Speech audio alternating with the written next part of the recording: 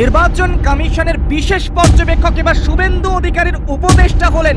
মুখ্যমন্ত্রী শুভেন্দু অধিকারীর উপদেষ্টা হিসেবে নিয়োগ করা হলো নির্বাচন কমিশনের বিশেষ দায়িত্বপ্রাপ্ত সুব্রত গুপ্তকে। তবে নির্বাচন কমিশন দিন দুয়েক আগে এই পদ থেকে অব্যাহতি দিয়েছে সুব্রত গুপ্তকে। নির্বাচন কমিশনের সমস্ত দায়িত্ব পালন করেছেন সুব্রত গুপ্ত। ফলতা সহ আরও একাধিক বিধানসভায় কারচুপি করা হয়েছে ভোটে, তা একেবারে নির্বাচন কমিশনার অর্থাৎ জ্ঞানেশ কুমারের দৃষ্টি আকর্ষণ করেছেন। বিশেষ রিপোর্ট তৈরি করে দিয়েছিলেন সেই সুব্রত গুপ্ত নির্বাচন কমিশনের হয়ে 100% সঠিক কাজ করেছেন। এবার সরাসরি তাকে শুভেন্দু অধিকারীর অর্থাৎ মুখ্যমন্ত্রীর উপদেষ্টা হিসেবে নিয়োগ করা হলো। ব্রিগেডে 1 লক্ষ জনতার অভিবাদন গ্রহণ করে সরাসরি মুখ্যমন্ত্রীর পদে শপথ গ্রহণ করেছেন শুভেন্দু অধিকারী। গেরুয়া ফতুয়া, দুধে আলতা পার, ধুতি, কপালে গেরুয়া তিলক পরে সরাসরি 1 লক্ষ জনতার অভিবাদন গ্রহণ করে মুখ্যমন্ত্রীর পদে শপথ গ্রহণ করেছেন শুভেন্দু অধিকারী। সবথেকে বড় কথা, কোনো জেলার ছেলে এবার মুখ্যমন্ত্রীর পদ সামলাচ্ছেন। জেলার ছেলেও মুখ্যমন্ত্রী হতে পারেন, তা প্রমাণ করলেন শুভেন্দু অধিকারী। বারবার মমতা বন্দ্যোপাধ্যায়কে হারিয়েছেন, আর তার প্রাপ্তি হিসেবে এবার মুখ্যমন্ত্রীর দায়িত্ব পেলেন সরাসরি শুভেন্দু অধিকারী। একেবারে বাঙালি আমেজ, বাঙালি মেজাজে ধরা দিয়েছেন। ধুতি পরেছেন, পাঞ্জাবি পরেছেন। ঐতিহাসিক এই মুহূর্তে প্রধানমন্ত্রী সাষ্টাঙ্গে প্রণাম করলেন পশ্চিমবঙ্গের আম জনতাকে। ঐতিহাসিক এই মুহূর্তে হাত জড়ো করলেন জনতা জনার্দনের দিকে। ভূমি প্রণত হলেন প্রধানমন্ত্রী নরেন্দ্র মোদী। ব্রিগেডে উপস্থিত লক্ষাধিক মানুষের সমর্থন নিয়ে সরাসরি প্রণাম করলেন প্রধানমন্ত্রী। শ্রদ্ধায় মাথা নত হয়ে গেল মোদীর। বাংলার মাটি চিরকাল ভক্তি সংস্কৃতির পীঠস্থান, আর সে কথা মাথায় রেখেই সরাসরি নমস্কার করলেন বাংলার কোটি কোটি মানুষকে ব্রিগেডের মঞ্চ থেকে।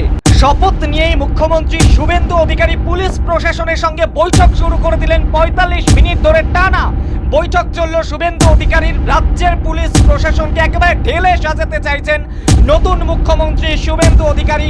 সরাসরি 45 মিনিট ধরে আলোচনা করলেন। রাজ্যের প্রশাসন একেবারে ভেঙে পড়েছে। বিরোধী থাকাকালীন অবস্থায় একাধিকবার অভিযোগ করেছেন, আর এবার সরাসরি মুখ্যমন্ত্রী পদে শপথ নেওয়ার কিছুক্ষণের মধ্যেই সরাসরি বৈঠক শুরু করে দিলেন পুলিশ প্রশাসনের শীর্ষ কর্তাদের সঙ্গে।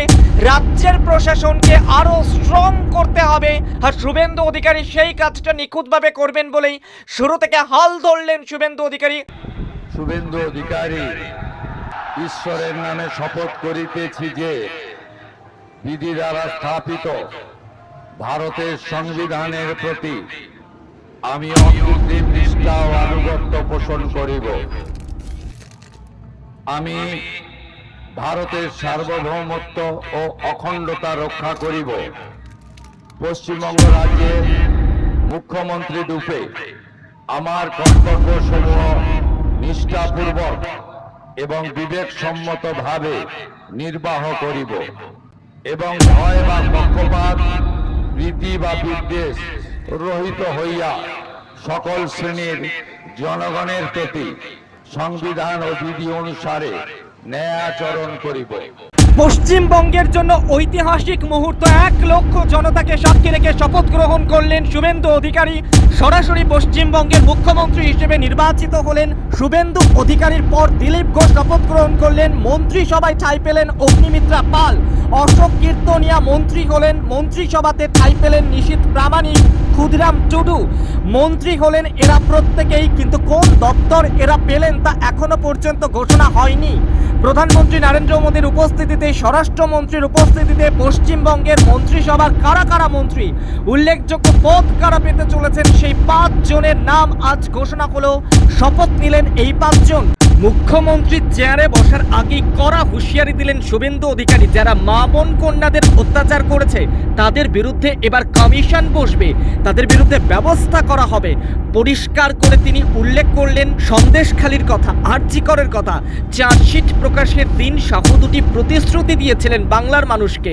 সন্দেশখালি থেকে আরজি কর, যত জায়গায় মা বোন কন্যাদের অত্যাচার করা হয়েছে তা নিয়ে এবার পশ্চিমবঙ্গে কমিশন বসবে। পশ্চিমবঙ্গের সরকার, পশ্চিমবঙ্গের প্রশাসন এবার ব্যবস্থা নেবে কড়া, স্পষ্ট করে জানালেন শুভেন্দু অধিকারী।